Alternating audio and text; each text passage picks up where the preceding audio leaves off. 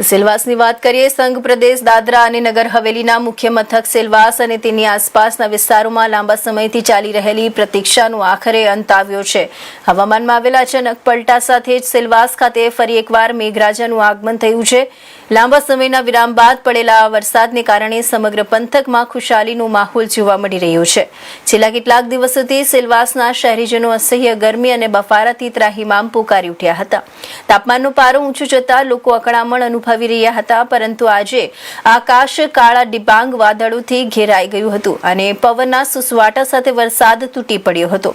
વરસાદના પ્રથમ ઝાપટાની સાથે જ વાતાવરણમાં એકાએક ઠંડક પ્રસરી ગઈ છે, જેનાથી શહેરીજનોને અસહ્ય ગરમીમાંથી મોટી રાહત મળી છે. માર્ગો પરથી પસાર થતા વાહન ચાલકો અને રાહદારીઓ વરસાદમાં ભીંજાવાનો આનંદ લેતા નજરે પડ્યા હતા. બીજી તરફ આ વરસાદને પગલે સ્થાનિક ખેડૂતોમાં પણ આનંદની લહેર દોડી ગઈ છે.